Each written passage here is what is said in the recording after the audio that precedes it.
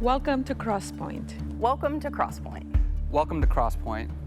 We are an inclusive faith community seeking to live out the loving, just, and generous way of Jesus. We are participants in a long tradition that's less concerned with doctrines and dogma that demand total agreement, but a life to be lived, enjoyed, and given away to others. What unites us is a growing awareness that life is precious. That we are made by love in order to love.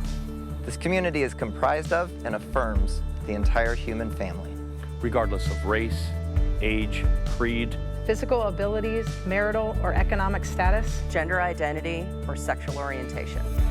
So, if you're curious and have come to see, if you are tired and have come to rest, if you are grateful and have come to share, if you are wounded and have come to heal, if you're joyful and have come to celebrate, if you are uprooted and have come to belong, welcome home.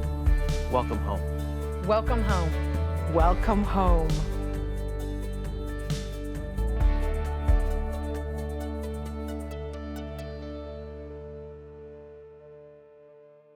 Good morning and welcome to Crosspointe Online. Happy New Year. If I haven't seen you in person online. Anyway, this is the first time that I'm filming myself specifically for the online service for the year.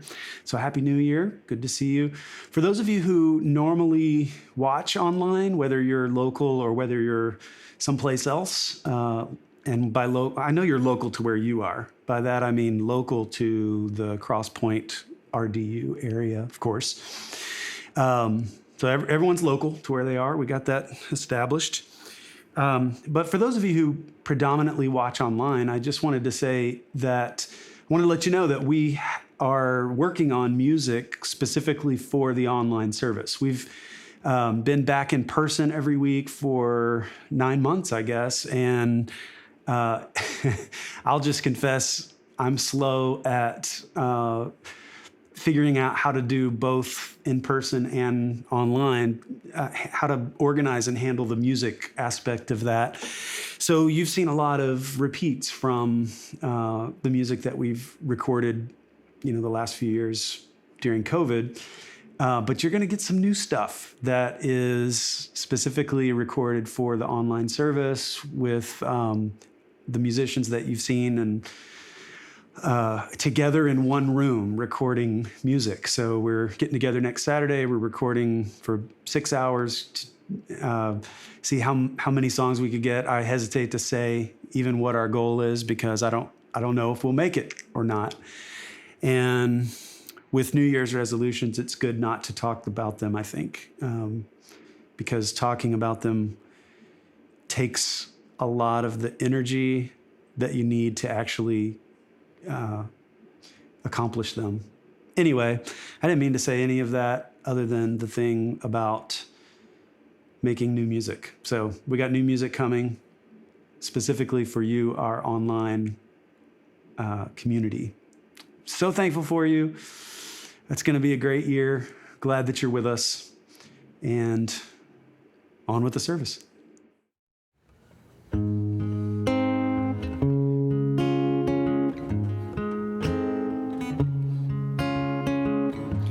Be not so nervous, be not so frail. Someone watches you, you will not fail. Be not so nervous, be not so frail. Be not so nervous, be not so frail. Be not so sorry for what you've done. You must forget them now, it's done. And when you wake up, you will find that you can run. Be not so sorry for what you've done. Be not so fearful, be not so pale. Someone watches you, you will not leave not so fearful, be not so pale. Be not so fearful, be not so pale.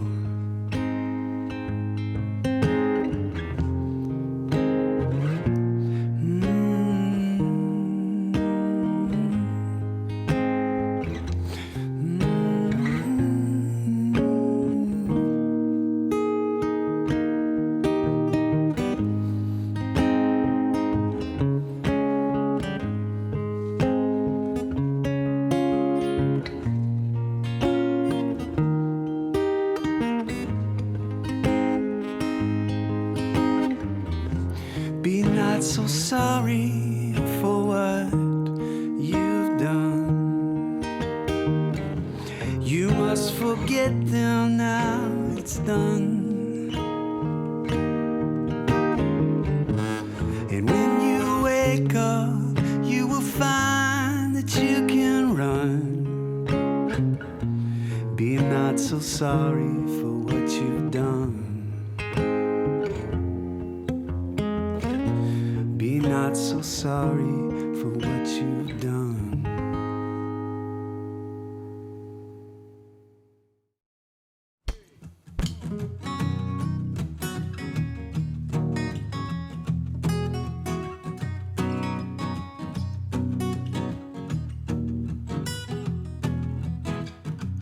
My brother, my sister, God love you and God bless you. My brother, my sister, God love you and God bless you. And may God hold us all in those almighty hands of love. May God hold us all in those almighty hands of love. My brother, my sister, God love you and God bless you. My brother, my sister, God love you and God bless you. And may God hold us all in those almighty hands of love. May God hold us all in those almighty hands of love. Bring me a higher love. Bring me a higher love. Oh, bring me a higher love. It's that higher love I've been thinking of.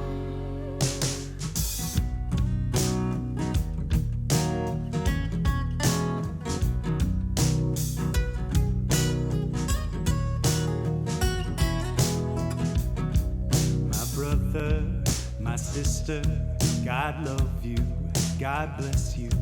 My brother, my sister, God love you and God bless you. May God hold us all in those almighty hands of love. May God hold us all in those almighty hands of love. Bring me a higher love.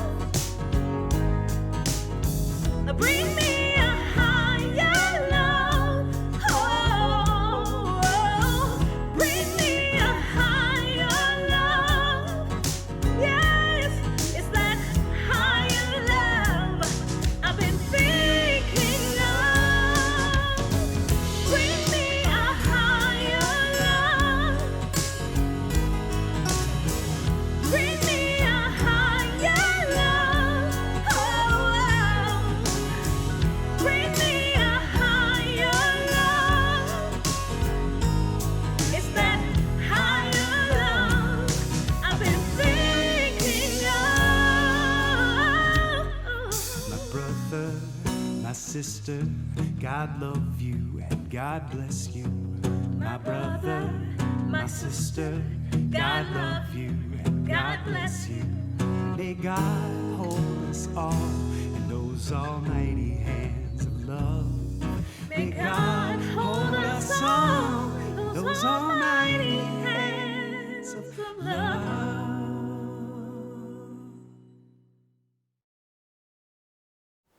Hey Crosspointe, welcome to week 3 of 2023.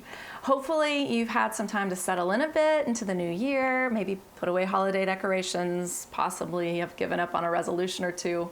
A lot can happen in 3 weeks. But as we step deeper into the new year, we want to let you know about some ways to connect with others from Crosspointe outside of Crosspointe services.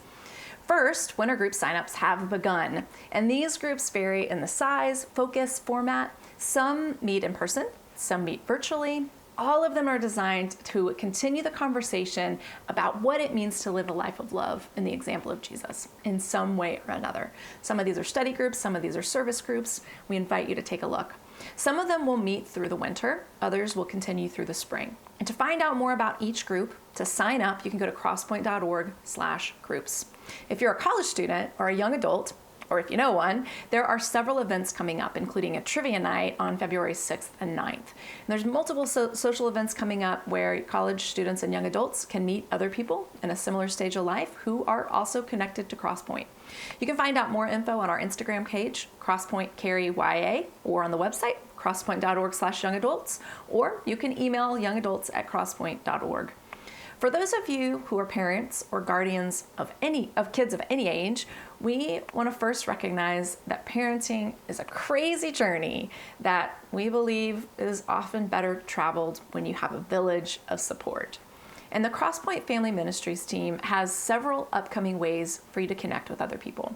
One is through Parenting Lab, and this month's will be held in person at Crosspointe next week, right after church. But don't worry, we have childcare and lunch taken care of. We just need to know if you're coming. And I don't know about you, but as an adult who is still constantly working out the ins and the outs of my own beliefs and spiritual practices, it can be hard sometimes to know how to answer some of the difficult or creative questions our kids have about issues of faith and spirituality, questions about justice and hurt and pain in the world, curiosity about crazy Bible stories, what it means to live as a person of faith. And I want to be a parent who emphasizes the importance of faith and faith communities, while at the same time not dictating to my children what and how to think, and allowing space for their honest questions, their imaginations, for wonder. All of those are healthy spiritual practices for everyone, and we want to cultivate those in our children so that they can become adults who have a healthy framework for their own personal faith. So we think the pathway to that growth starts with us as parents and guardians. Our kids may rarely ask us questions about faith, or sometimes when we get those questions, we might just default to hoping that they learn whatever it is they need to know when they come into the church building. Sometimes we simply don't think about it, or we don't feel equipped to talk about it confidently. But mental, physical, emotional, and spiritual health, these are all important parts of being a whole, healthy human. Now, of course, kids are going to learn and grow at their time here. But questions like these are honestly best answered at home. And I have some news. Kids are only in church for an hour or so, a few times a month. And as parents and guardians, we're in a better position to have these ongoing conversations with our kids. And that's what this upcoming Parenting Lab is all about. Equipping you with tools to confidently have engaging, important conversations with your kids about faith and spirituality. And if this is something you'd like to attend, please register as soon as you can at crosspointe.org/parenting labs. You can also find this link on the groups page. And again, lunch and childcare are provided.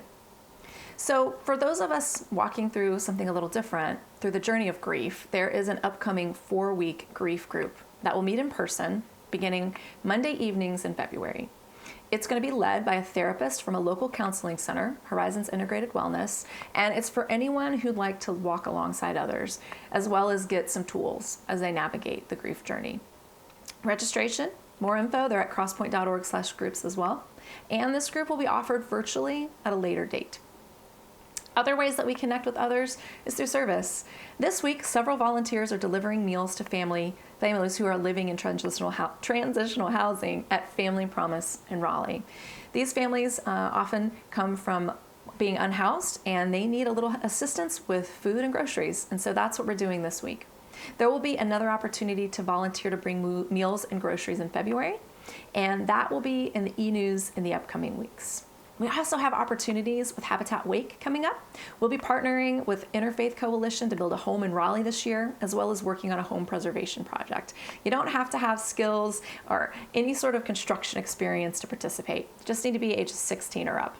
There's also going to be upcoming opportunities with Habitat to learn more about becoming an advocacy ambassador with Habitat Wake. These are free trainings that equip you with tools to help advocate for much needed affordable housing in our area. And signups for those will be in the e-news and online next week. So just a few ways to get involved. If you're a student, if you have a middle or high school student like I do, I encourage you to check out the website and Instagram pages for upcoming student programming, because there's a lot. And again, you can find everything you need to on crosspoint.org or crosspoint.org/groups, or you can always email me at community@crosspoint.org. And lastly, if you want to partner financially with us, you can find out multiple ways to do that at crosspoint.org/contribute. We are unable to do what we do as a community without your support. Have a great week, and thanks for listening.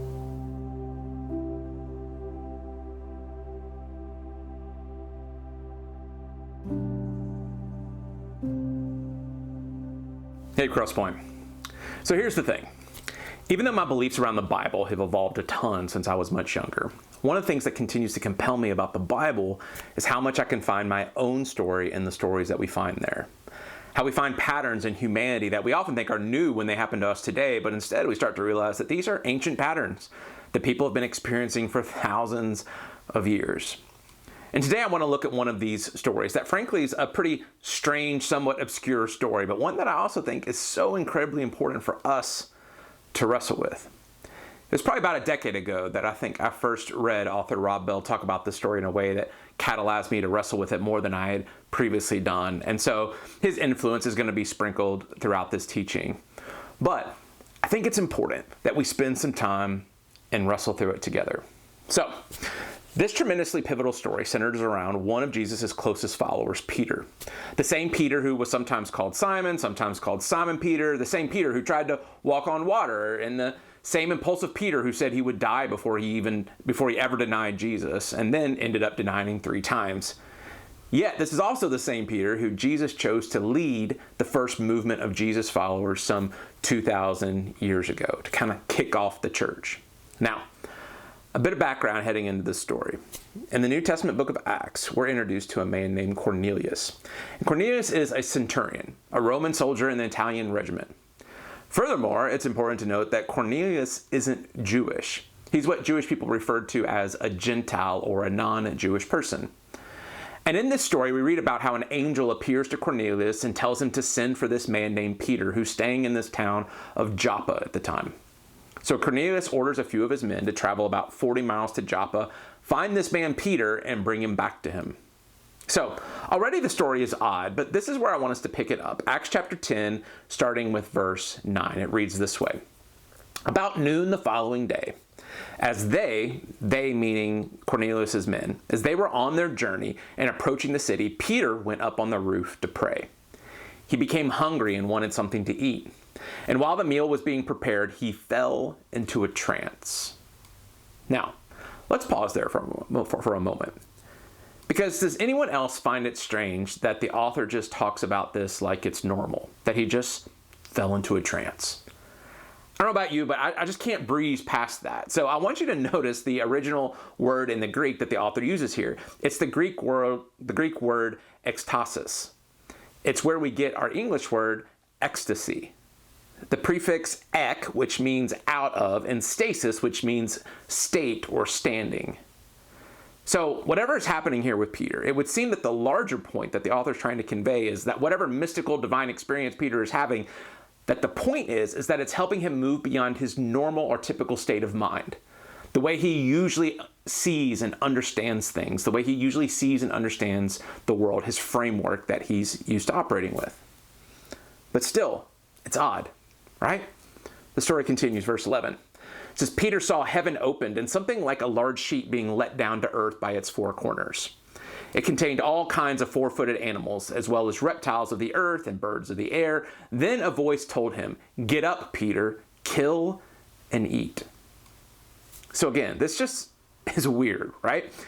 It feels a bit like there should be some Grateful Dead or Pink Floyd providing the soundtrack for the story.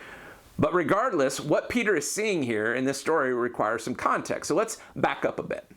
The foundational story of the Jewish people was Moses leading the Israelites out of slavery in Egypt, where they had been slaves for 400 years. In the Bible, you can read about that in the story of Exodus. Now, if you think about a people who had been in slavery for generations, it makes sense that they had no idea how to be their own people, their own tribe, how to form their own identity.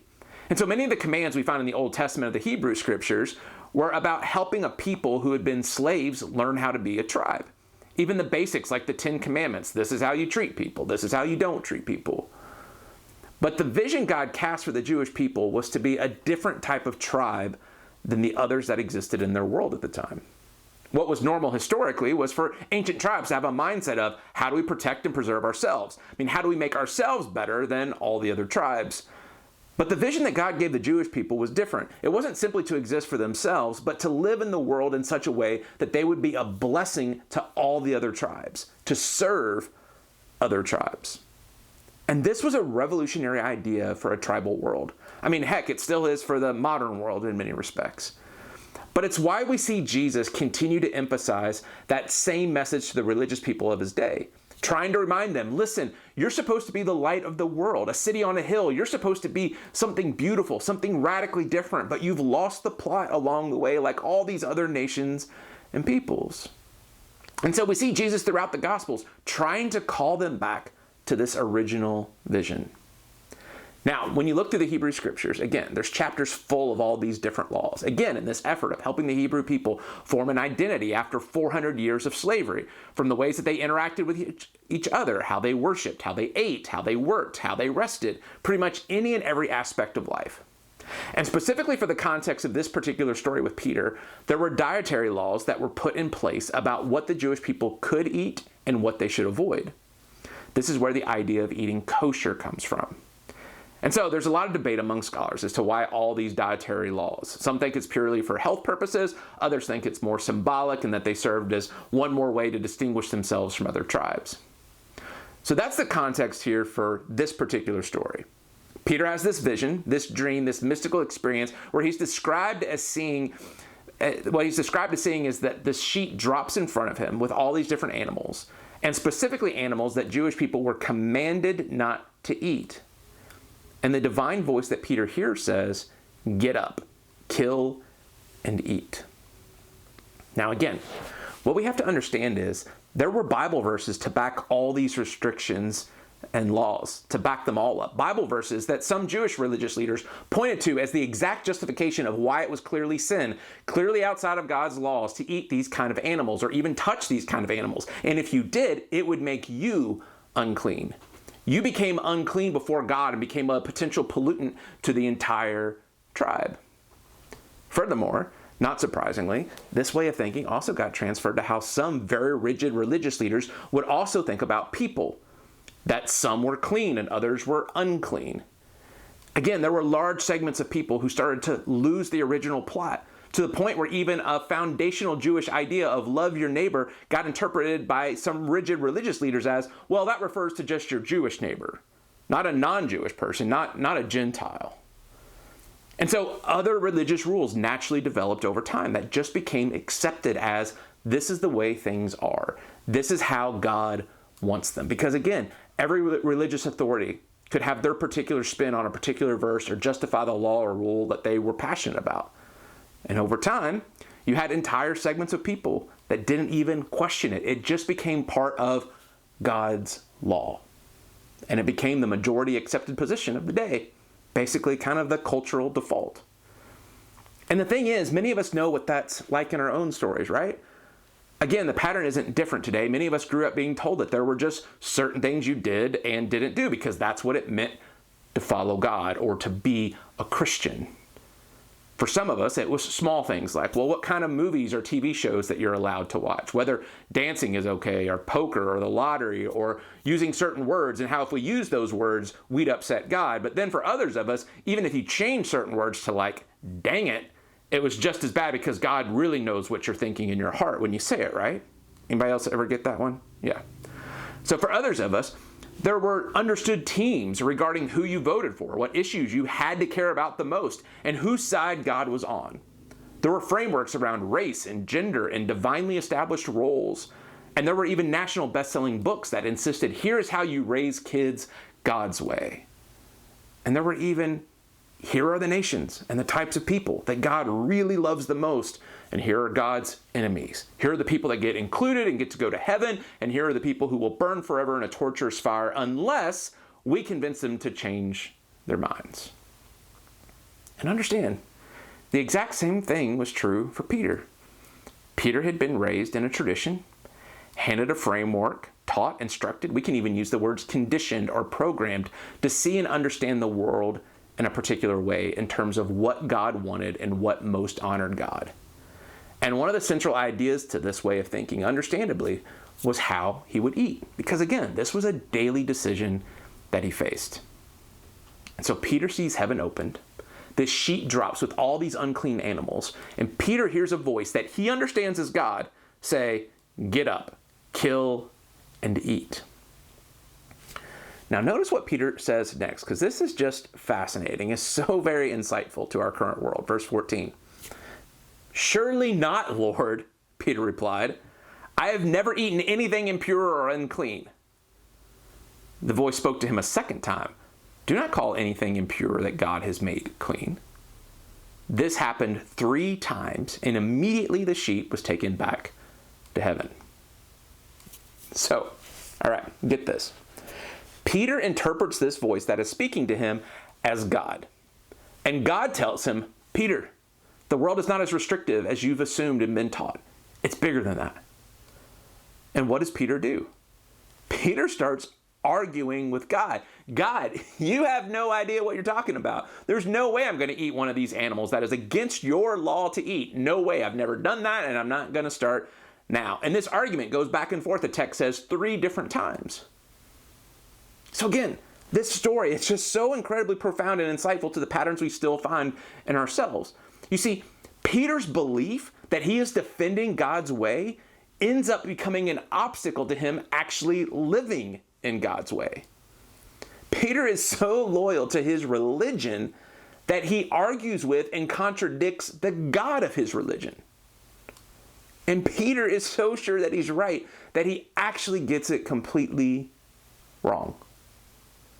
And you just think that pattern has any relevance to us today? But here's the thing that many of you are probably already seeing, right? This vision that Peter has surely is bigger than simply what kind of food he can eat, right? I mean, certainly something more significant is getting communicated in this story, right?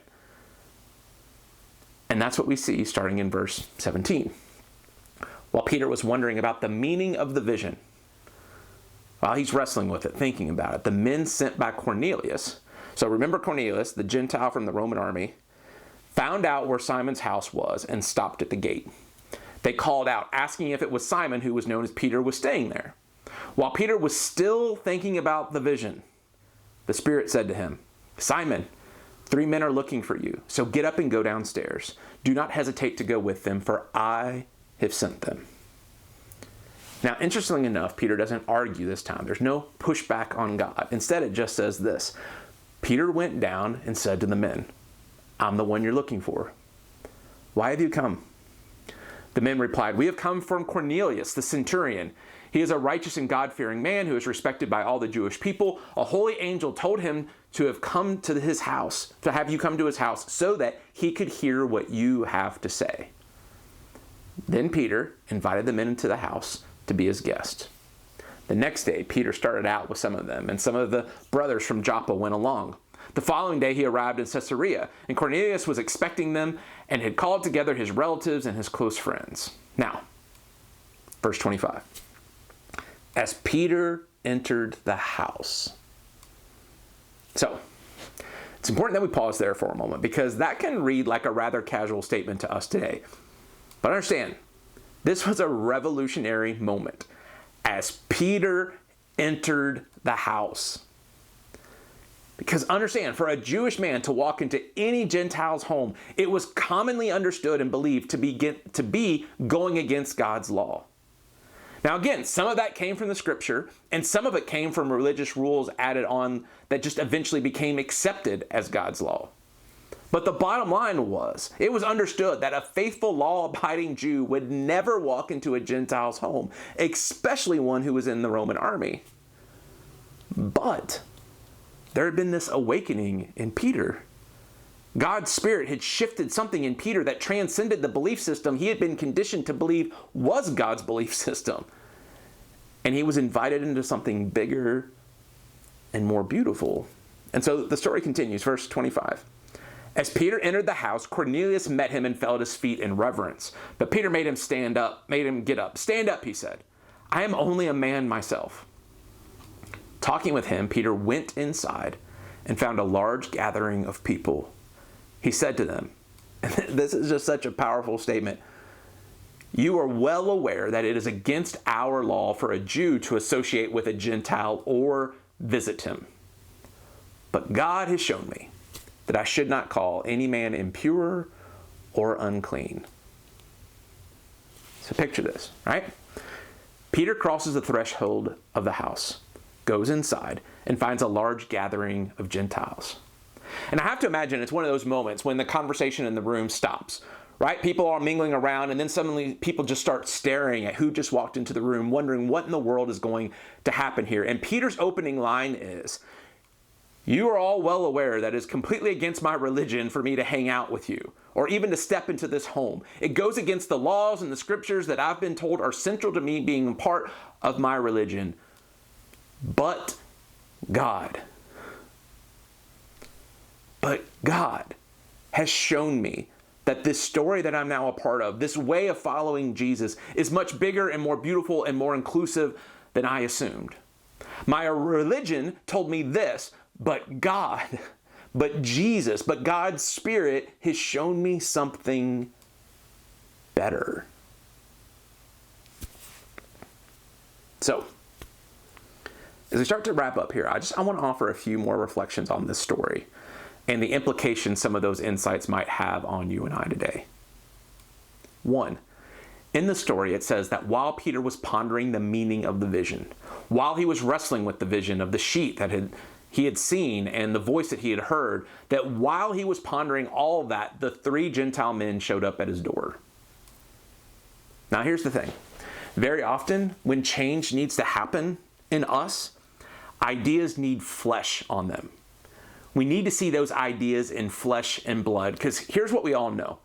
People can debate ideas and theories and interpretations and laws and policies, but things actually get real when those ideas become flesh and blood. When we're confronted with and spend time with actual people that we may have all sorts of preconceived ideas about. When we come face to face with how those policies or laws or religious interpretations or biases affect actual people that we have taken the time to get to know and listen to their stories. All of us have experienced far too many people declare things in pulpits and in news articles and cable news stories and all over social media regarding their ideas or beliefs regarding people who are a different race than them, who belong to a different religion, who are a different gender, or who have a different sexual orientation, or who have a different political worldview than them. And they're so convinced that their ideas are right. And it even justifies them condemning them. But when you ask them, can you honestly tell me that you've taken the time to humbly listen to the stories of at least 3 different people or families who embody these ideas that you're so against? The answer is almost always no. The way of Jesus isn't about loving ideas and serving ideologies. It's about loving and serving actual people.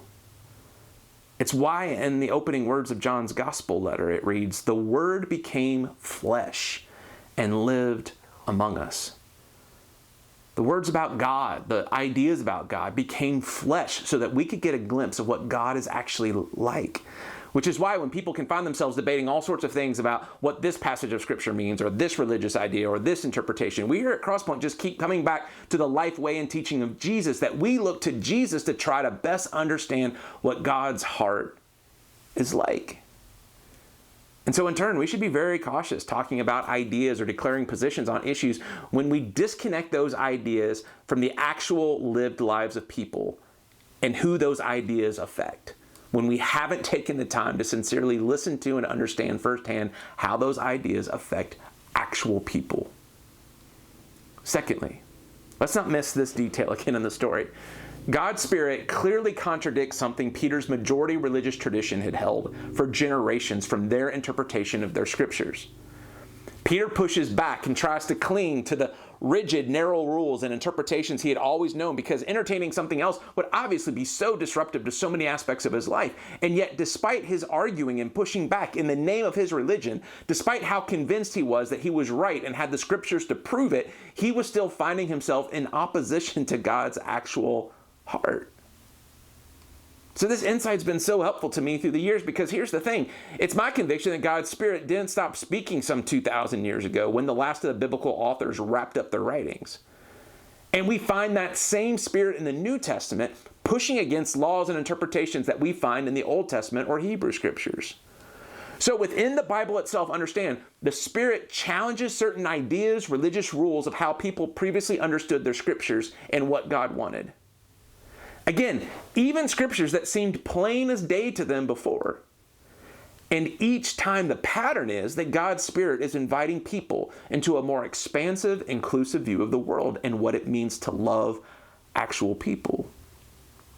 And so today, even though I've always placed a high value on the Bible and find it compelling in so many ways, I don't care to give much energy to debating passages of Scripture because I'm much more concerned with what God's Spirit is inviting us into now, and whether it aligns with what we see in the life of Jesus.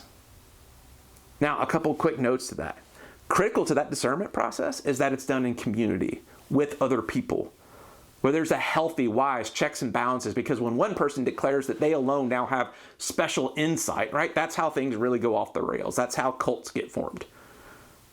And then additionally, just to make it crystal clear, obviously that's not to say that tradition isn't important, that the scriptures aren't important. Absolutely they are. And if you've been around here in our community for any length of time, you know that's true. But we're not shackled by them, because what we see in the Bible itself is that being shackled to those doesn't often go well for actual people and often can lead to going against God's heart. Now, there's one last thing that I want to speak to. For many of us on this journey, there's something inside of us, this nudging, this invitation to possibly entertain that the story that we're a part of could be more beautiful and inspiring than we previously thought we were even allowed to believe. Let's call it the spirit of the divine. But the thing is, there's this other voice that often feels like it's sitting on our shoulder, right? That won't go away and has this certain type of power over us where it says, why are you rejecting what you've always been taught? And honestly, why are you even rejecting us? I mean, who we are and what we believe, your tribe, your family, your community, what's happened to you? Why have you just let yourself get caught up in all these watered down ideas? And maybe that voice sounds like your parents. Or maybe it sounds like the church community and leaders maybe that you were around growing up. And you keep wondering, why won't that voice on my shoulder go away?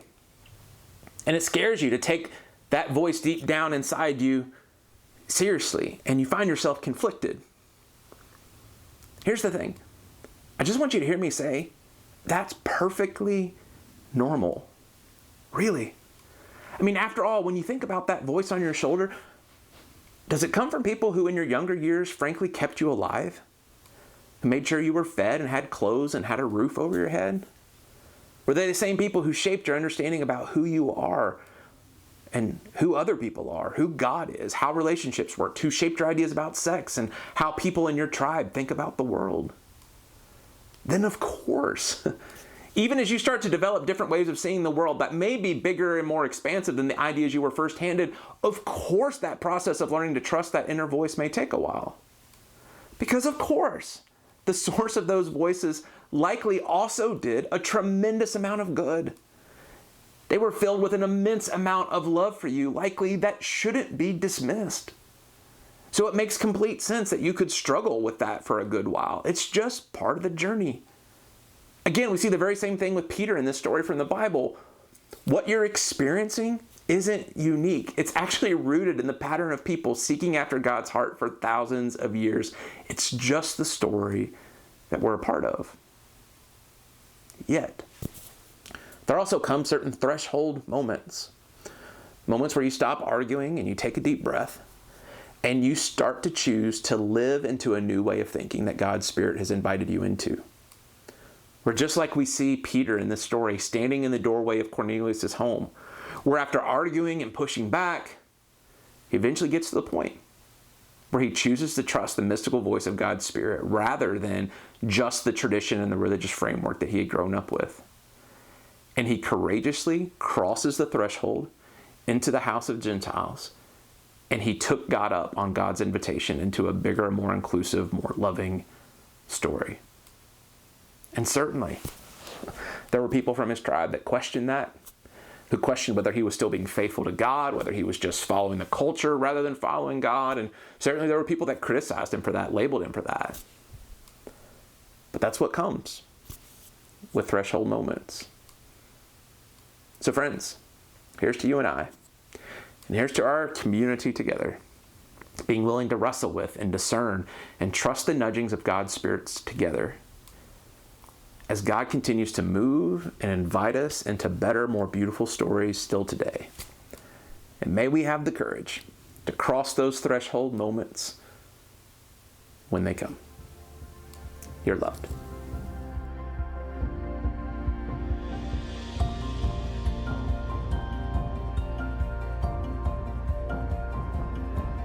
If you would like to know more or get connected to Crosspointe, go to crosspointenc.org. If you're in need of care or assistance, go to crosspointe.org/care. And welcome home.